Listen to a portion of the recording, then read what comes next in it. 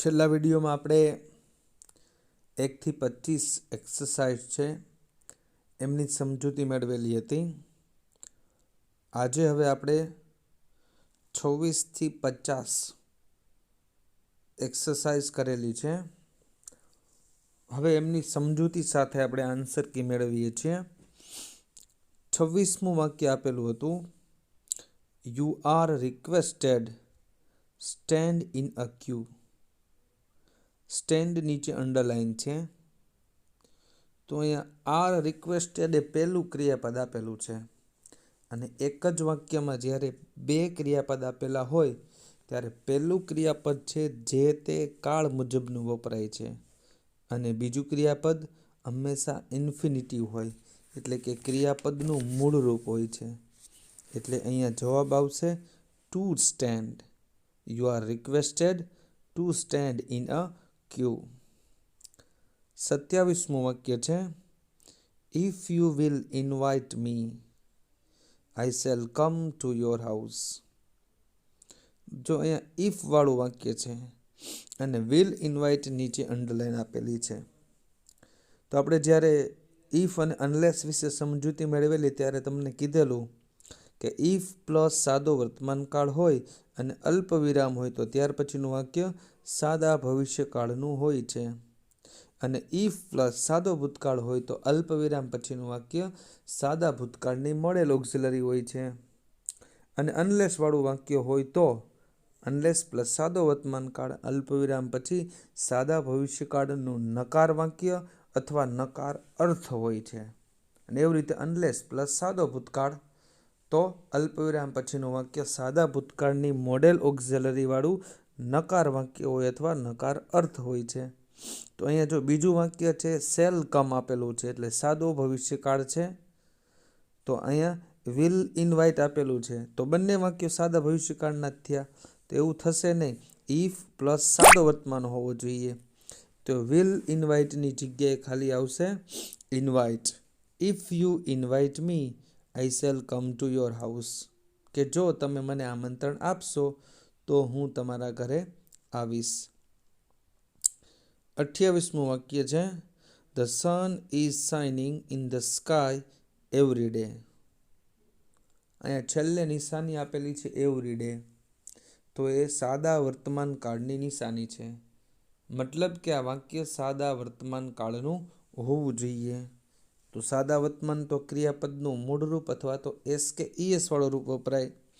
અહીંયા કરતા the sun છે એ ત્રીજો પુરુષ એક વચન છે એટલે ક્રિયાપદ આવશે એસ કે ઈએસ વાળું રૂપ, આઈએનજી વાળું રૂપ નહીં આવે. એટલે સાયન્સ આવશે SHINES. The sun shines in the sky every day. 29મું વાક્ય છે, unless you do not write full answer. કે જો તમે પૂરો જવાબ નહીં લખો તો you will not get full marks. તો તમને પૂરા માર્ક્સ આવશે નહીં. અહીંયા ડુ નોટ નીચે અંડરલાઇન છે. તો જ્યારે આપણે ઇફ અનલેસ શીખ્યા ત્યારે મેં તમને કીધું હતું કે અનલેસ બરાબર ઇફ નોટ. અનલેસનો અર્થ જ થાય છે જો નહીં તો. જેવી રીતે નાઈધરનો અર્થ થાય છે બેમાંથી એક પણ નહીં. એટલે નાઈધરવાળા વાક્યની અંદર પણ નોટ આવતું નથી અને અનલેસવાળા વાક્યની અંદર નોટ આવતું નથી. કારણ કે અનલેસનો મતલબ જ નહીં એવો થઈ જાય છે. એટલે ડુ નોટ આવશે જ નહીં, ક્રિયાપદનું મૂળ રૂપ આવશે. એટલે unless you write full answer. કે જો તમે પૂરો જવાબ નહીં લખો તો you will not get good marks. તો તમને સારા માર્ક્સ આવશે નહીં. એટલે અહીંયા નકાર શબ્દ તો આવશે જ નહીં. 30મું વાક્ય છે, I just met my principal. અહીંયા જસ્ટ નીચે અંડરલાઇન આપેલું છે. તો આઈ નીચે અંડરલાઇન આપેલી છે અને નિશાની આપેલી છે જસ્ટ. તો જસ્ટ એ પૂર્ણ વર્તમાન કાળની નિશાની છે. તો પૂર્ણ વર્તમાન કાળની અંદર તો હેવેઝ પ્લસ ક્રિયાપદનું ભૂત કુદંતનું રૂપ હોય છે. અહીંયા ખાલી મેટ આપેલું છે તો હેવેઝ હોવું જોઈએ. તો સાચો જવાબ આવશે I have just met my principal. માત્ર આઈ નહીં આવે પણ આઈની સાથે હેવ પણ હોવું જોઈએ, કારણ કે just, already, since, for, ever, never વગેરે પૂર્ણ વર્તમાન કાળની નિશાનીઓ છે. અને એ નિશાનીઓ પહેલાં કરતા આવશે, પ્લસ હેવ કે હેઝ, પ્લસ આવી નિશાનીઓ અને પ્લસ ભૂતકૃદંતનું રૂપ હોય છે. એટલે અહીંયા હેવ અથવા તો હેઝ હોવું જોઈએ. જવાબ આવશે I have just met my principal. 31મું વાક્ય છે I have watch make in China. I have watch. અહીંયા વોચનો અર્થ જોવું એવું નહીં, પણ ઘડિયાળ. મારી પાસે ઘડિયાળ છે. Make in China.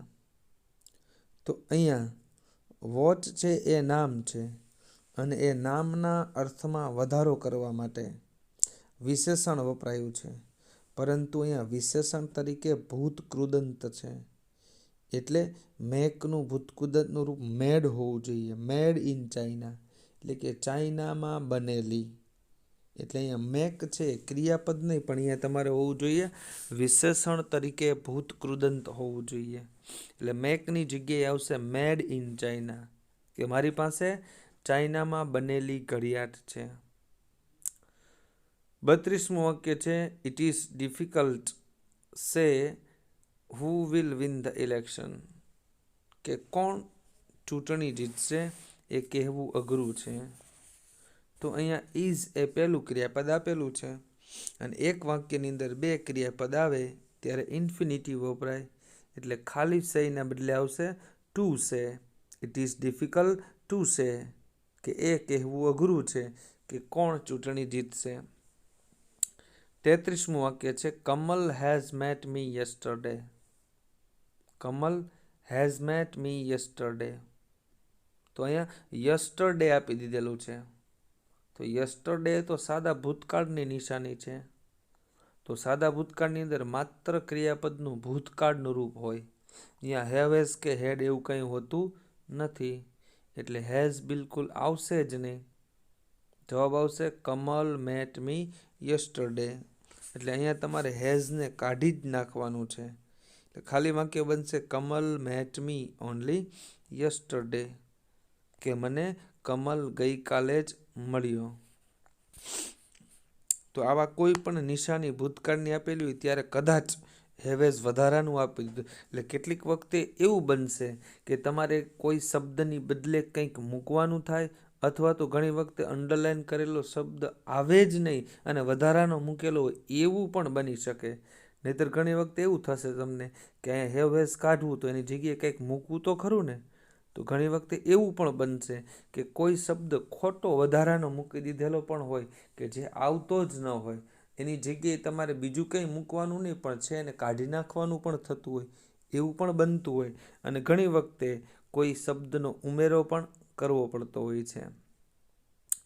34મું વાક્ય છે have you heard of her sing a song.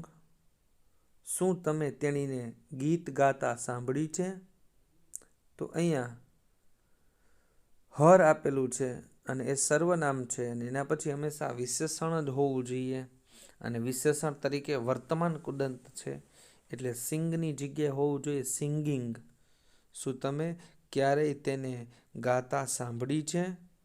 તો અહીંયા જ્યારે કોઈ પણ સર્વનામ એટલે કે my, our, your, her, his વગેરે જ્યારે કર્મ વિભક્તિનું સર્વનામ આપેલું હોય, સંબંધક વિભક્તિનું સર્વનામ આપેલું હોય અને એના પછી જ્યારે ખાલી જગ્યા આપેલી હોય ત્યારે હંમેશા વર્તમાન કૃદંત જ વપરાશે.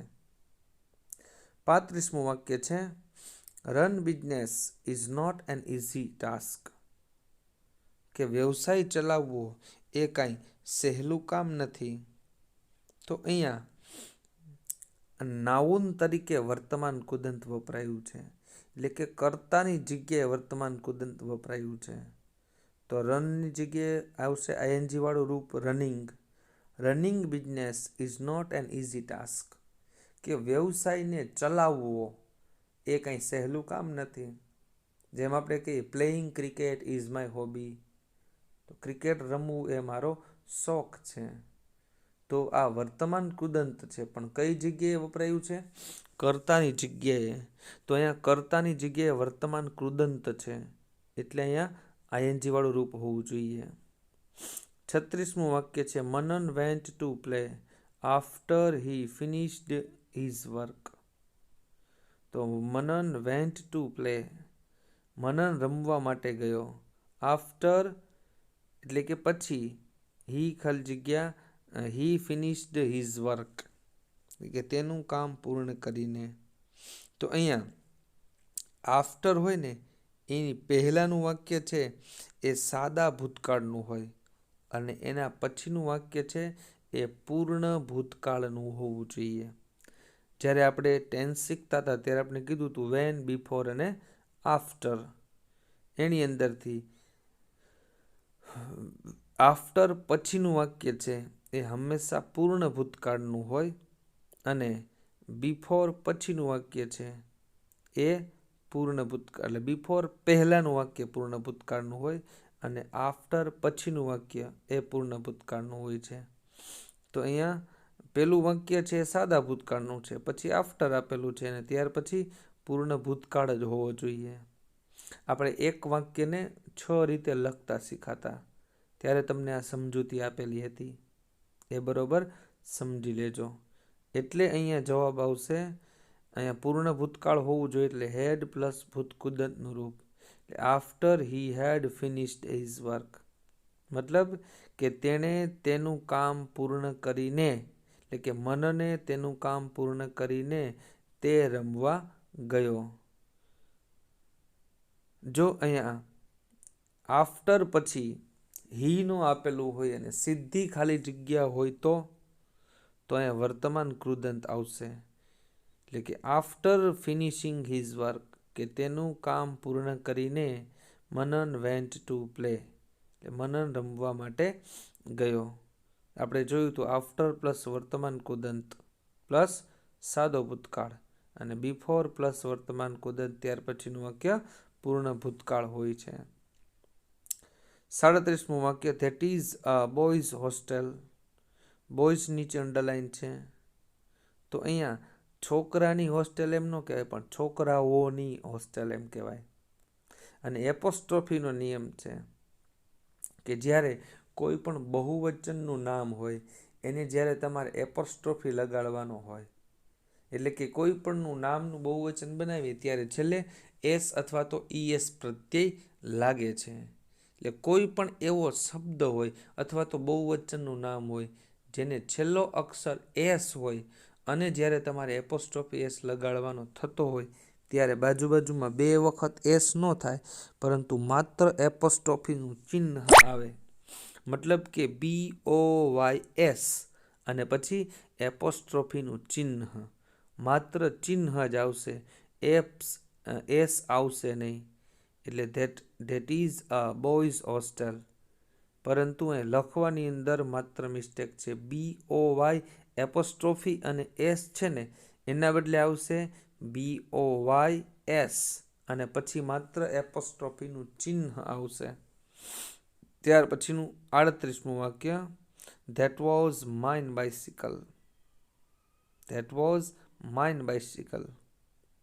આપણે જ્યારે સર્વનામનો કોઠો જોયો ત્યારે આપણે કીધું હતું કે સંબંધક વિભક્તિ અને સંબંધક સર્વનામ.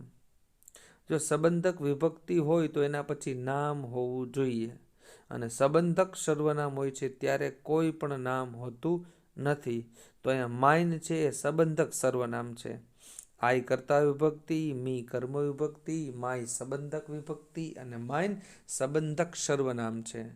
તો સંબંધક સર્વનામ હોય તો એના પછી કોઈ નામ હોતું નથી. તો અહીંયા ખાલી જગ્યા માઇન આપ્યું ત્યાર પછી બાઇસિકલ તો આપેલું છે, તો બાઇસિકલ એ નામ છે, તો માઇનની જગ્યાએ માયની સંબંધક વિભક્તિ હોવી જોઈએ. તો ધેટ વોઝ માય બાઇસિકલ જવાબ આવશે. અથવા તો એમ પણ કહી શકાય ધેટ બાઇસિકલ વોઝ માઇન, એમ પણ કહી શકાય, પરંતુ અહીંયા એવું નથી. એટલે ધેટ વોઝ માય બાઇસિકલ એવો જવાબ આવશે. ત્યાર પછીનો 39મું વાક્ય how a beautiful bird the peacock is. And how નીચે અંડરલાઇન છે. તો આ વાક્ય ઉદ્ગાર છે. આપણે એક બે વખત ચર્ચા કરી ગયા છે કે ઉદ્ગાર વાક્ય બે રીતે બને છે, એક વોટથી અને એક હાઉથી. જો હાઉથી ઉદ્ગાર વાક્ય બને તો એના પછી આર્ટિકલ હોતો નથી, અને વોટથી જ્યારે ઉદ્ગાર વાક્ય બને ત્યારે એના પછી આર્ટિકલ એ અથવા તો એન આપેલો હોવો જોઈએ. તો અહીંયા આર્ટિકલ એ છે, મતલબ કે હાઉની જગ્યાએ શું હોવું જોઈએ? વોટ.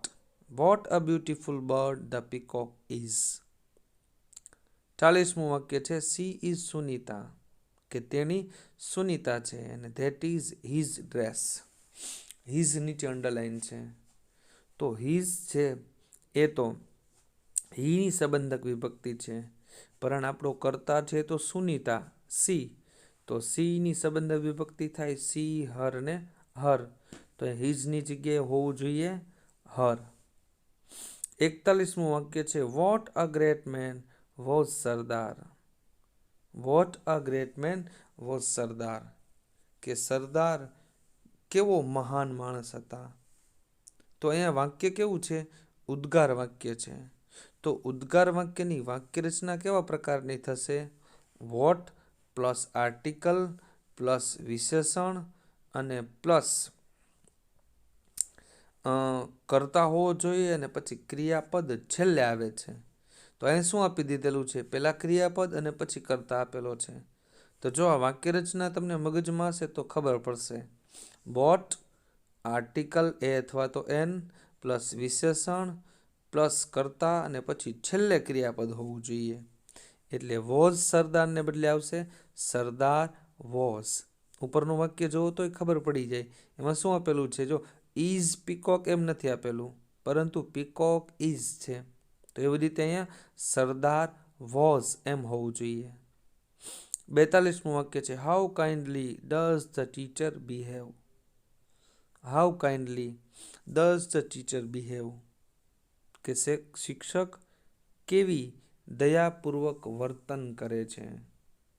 તો અહીંયા જો આ વાક્ય પણ કેવું છે? ઉદ્ગાર વાક્ય છે.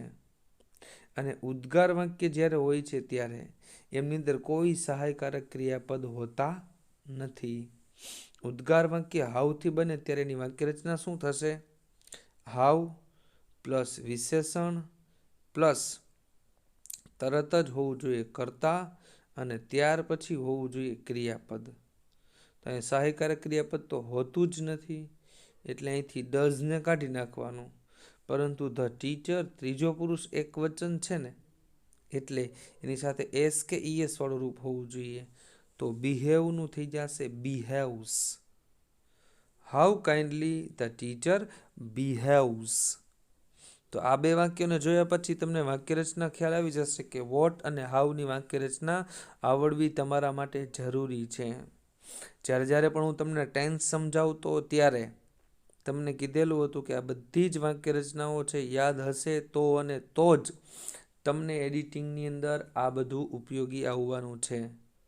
એટલે જો આવું નાનામાં નાની વાક્ય રચનાઓ પર તમને યાદ હશે તો જ તમે આવા પ્રકારના જવાબ આપી શકશો. આ એડિટિંગ છે એ તો આમ સમુદ્ર જેવું છે, કારણ કે ક્યારે કયા નિયમના આધારે પૂછી શકાય એ કંઈ નક્કી નથી હોતું. એટલા માટે જો તમે બધું જ અત્યાર સુધી શીખેલા છો એ બધું જ જો તમને આવડતું હશે તો અને તો જ તમે પૂરેપૂરા માર્ક્સ મેળવી શકશો. એટલે ગ્રામરની અંદર કંઈ પણ તમે લાઇટલી લેશો નહીં, બધા જ ને તમે ગંભીરતાથી શીખશો તો અને તો જ આ બધા જવાબ તમે આપી શકશો. ત્યાર પછી 43મું વાક્ય he ran fast and lost the બસ.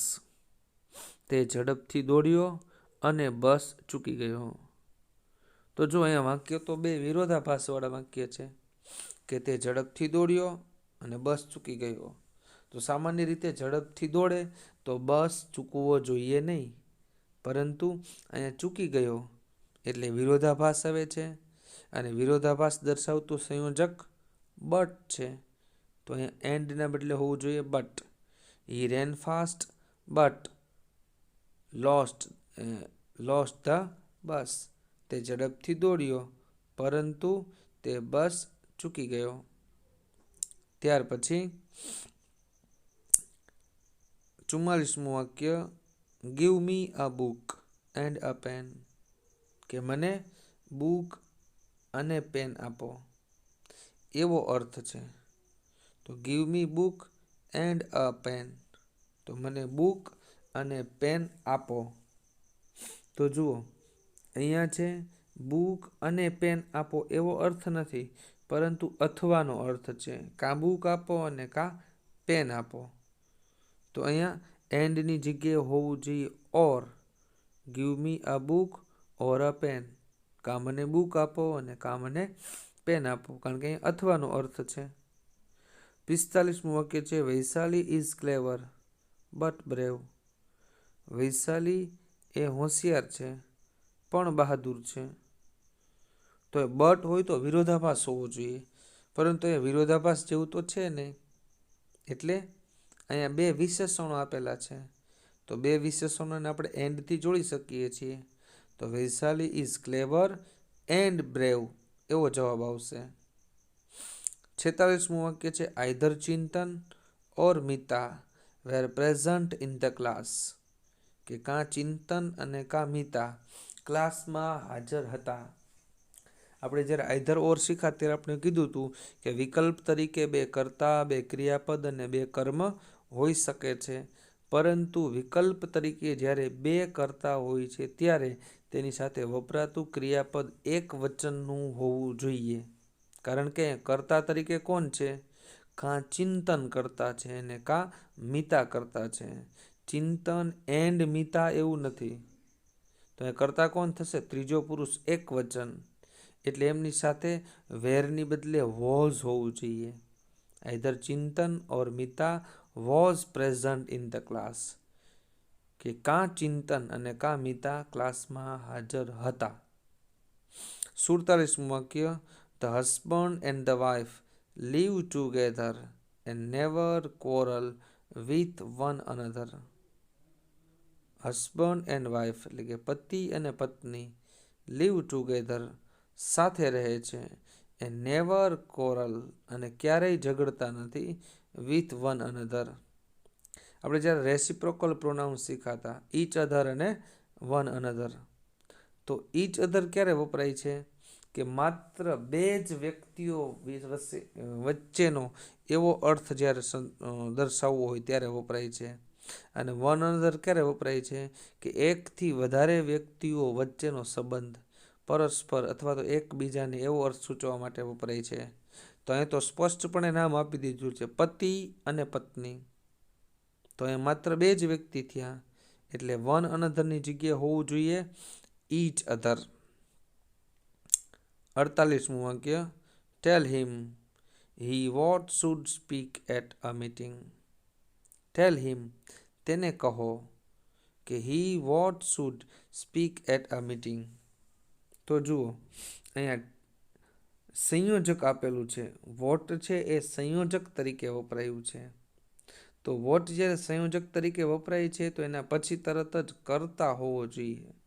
તો અહીંયા તો શુડ આપી દીધેલું છે, તો મતલબ કે કર્તા શું છે અહીંયા? હી.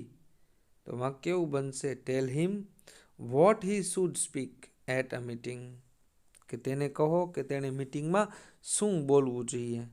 તો અહીંયા હી વોટની જગ્યાએ વોટ હી એમ હોવું જોઈએ.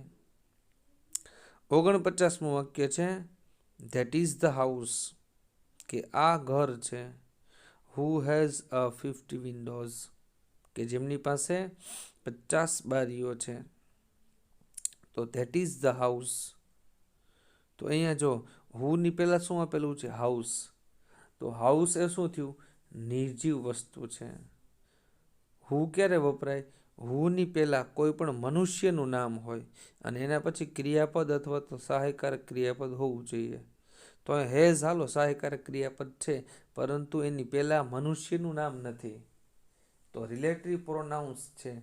સ્થળ દર્શાવવા માટે કયું રિલેટિવ પ્રોનાઉન્સ વપરાય છે? વિચ. તો that is the house which has a 50 Windows, કે જેની પાસે 50 બારીઓ છે. એટલે રિલેટિવ પ્રોનાઉન્સ હુની જગ્યાએ હોવું જોઈએ વિચ. અને છેલ્લું વાક્ય, આઈ હેવ અ બ્રધર, કે મારે એક ભાઈ છે. whom is an engineer, કે જે એક એન્જિનિયર છે, એમ હોવું જોઈએ. તો અહીંયા whom આપેલું છે, તો who, whom અને whose ત્રણની પહેલા મનુષ્યનું નામ હોય છે. તો અહીંયા બ્રધર આપેલું છે એટલે મનુષ્યનું નામ છે. ચાલો ફાઇનલ. એટલે કા whom આવે, કા who આવે ને કા whose આવે. પરંતુ આપણે કીધું હતું કે who પછી ક્રિયાપદ અને સહાયકારક ક્રિયાપદ હોય, whom પછી નામ અને સર્વનામ હોય, અને whose પછી માલિકી દર્શાવતો શબ્દ હોય છે. તો અહીંયા whom પછી શું આપેલું છે? is આપેલું છે. તો is એ શું થયું? ક્રિયાપદ છે. તો અહીંયા whom પછી તો શું હોવું જોઈએ? નામ હોવું જોઈએ. એટલે અહીંયા whomની જગ્યાએ આવશે who. I have a brother who is an engineer, કે મારે એક ભાઈ છે કે જે એન્જિનિયર છે. તો અહીંયા whomની જગ્યાએ આવશે who. તો ચાલો, આટલી સમજૂતી મેળવ્યા પછી તમને સમજાઈ ગયું હશે કે તમારા કેટલા ખોટા છે અને કેટલા સાચા છે. અને કદાચ ખોટા પડ્યા છે તો કેમ ખોટા પડ્યા છે, તમારી શું ભૂલ હતી એ તમને હવે સમજાઈ ગઈ હશે. તો ભવિષ્યમાં પણ જ્યારે આના જેવી ક્યાંક એક્સરસાઇઝ તમને જોવા મળે તો તમને હવે યાદ આવી જવું જોઈએ કે આ નિયમ પ્રમાણે અહીંયા આ જ જવાબ આવે. જેમ જેમ વધુ તમે પ્રેક્ટિસ કરશો એમ એમ તમને વધુ સારી રીતે સમજાતું જશે. તો હવે ખાસ તમારા માટે પ્રેક્ટિસ જ સૌથી અગત્યની છે. બરોબર છે? તો ચાલો ફટાફટ હવે તમારા માર્ક્સની ગણતરી કરી અને મને વોટ્સઅપ કરો કે તમારે 25માંથી કેટલી ખાલી જગ્યાઓ કેટલા વાક્યો સાચા છે. ઓકે, ચલો બાય બાય.